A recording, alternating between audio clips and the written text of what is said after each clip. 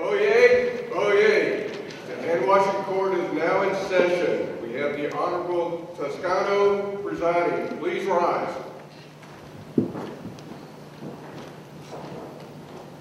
Be seated. Please be seated. Okay, I have before me some slides that were presented by counsel for the defense. Mr. Finkelstein, have you seen these as well? Your Honor, I have. My motion is to exclude the use of the first 6 slides in the defendant's PowerPoint presentation. And I base this motion on the fact that this claim is one of strict liability and not for negligence. And I think it's clear that the slides are geared toward the establishment that the defendant restaurant was not negligent. That's simply not relevant in this case. Okay. The benefit of the court, why don't we walk through the slides, Mr. Stearns, would you mind? And we'll walk through each one and allow you to make your objections for each slide. Thank you, Your Honor. Here's the first slide. It is a slide depicting Casualty's motto, which is "We put care into every bite." Here's our second slide, where what we'd like to argue is that for the last 4 years at Casualty's restaurant, they've had consistently passing an excellent health inspection reports. Similarly, here's a slide where I want to argue the long history of serving safe and wholesome food, notwithstanding the present alleged outbreak. There's been no confirmed case of foodborne illness ever to go into our restaurant before. And finally, we were the proud recipients of a food safety award last year. And again, we think this should go before the jury to show the bigger picture that this is in general a very well-run restaurant. And then finally, 2 slides, one in which we tried to call Jim Mann as a hand-washing expert to show that the frequency of hand-washing at this restaurant met the industry standard. And finally, that we had no actual evidence of a sick employee working. As the testimony came in, she was asymptomatic, and we had no actual knowledge that she was in fact sick. The subject of whether the defendant restaurant was negligent is not relevant to this case, because David Ludwig's claim is one for strict liability. What the plaintiffs have to prove in a strict liability case is, number 1, that they were served contaminated food. Number 2, that the plaintiff suffered an injury. And number 3, that the contaminated food was the cause of that injury. Now, going through these slides, it doesn't matter whether Casualties puts care into every single bite, as the company owner says.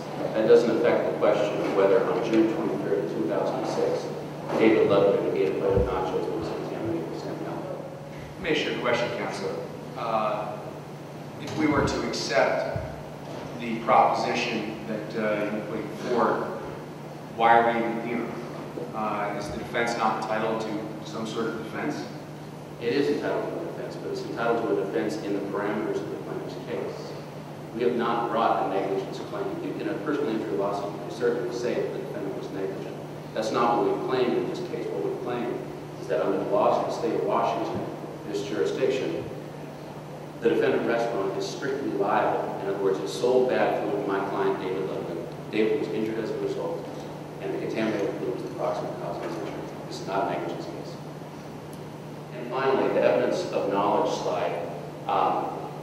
Casualties' knowledge, whether they knew that there was a risk that they were putting forth in this food, also isn't relevant to the question of whether David consumed contaminated food. So I would move to exclude all 6 slides.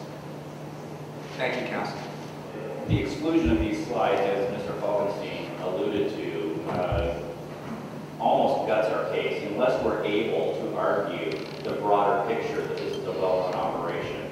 It leaves the jury focused only on the small issue of whether or not this food was contaminated at a given time. And we think we're entitled to argue to the jury the bigger picture so they can look at this and make this ruling in that context.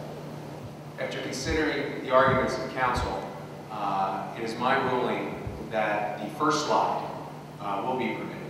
However, the next 5 will not be permitted. As counsel correctly stated, this is a strict liability case. Evidence of knowledge, evidence of past record, and evidence of awards really are not relevant here, Counselor. As such, it is my ruling that those slides will be excluded and that we will proceed with closing arguments and will only allow use of the first slide.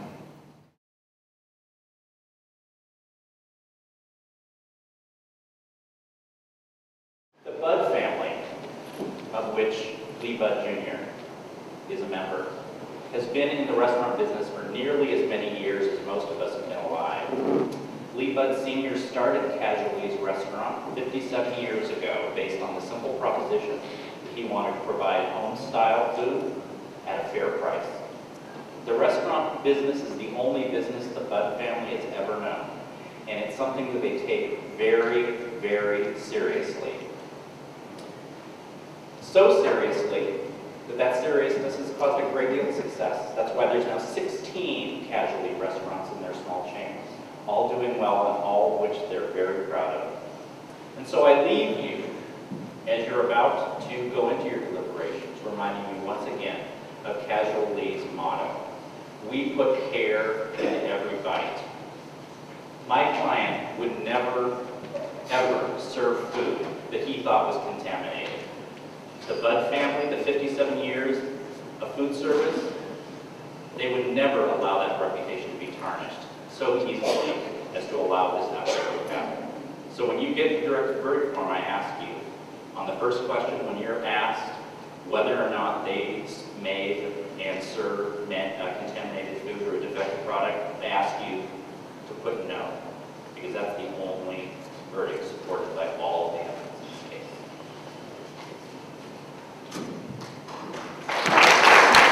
This case is very simple. It's about one guy's meal with his daughter at Casual Lee Restaurant on June 23rd, 2006. That's all it's about. If the plaintiff can show in this case that that meal that he ate on June 23rd was contaminated with salmonella and that he got injured as a result, that's all we have to show. It doesn't matter how vigilant Casual Lee Restaurant was. If we can show that the food was contaminated and David Levy was injured as a result, the plaintiff has proved his case. Considering all the circumstances in this case, the logical conclusion is that David Levy suffered a salmonella illness and they came from Casual Lee's restaurant, the site of a salmonella outbreak. Folks, I'll ask you to return a verdict in David Levy's favor. Thank you.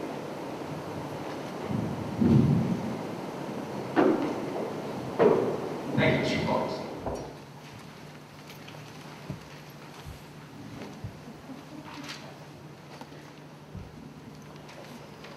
Mr. Foreman, has the jury reached a verdict?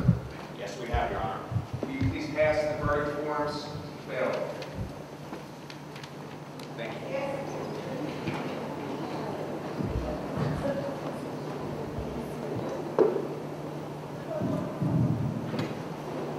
I'll now read the verdict. We, the jury, answering the questions submitted by the court, find as follows. In response to question 1, the jury has answered yes. In response to question 2, whether the unsafe condition of the product was the proximate cause of the injury or damage to the plaintiff, the jury has also answered yes. As a result, verdict in this case is entered in favor of the plaintiff.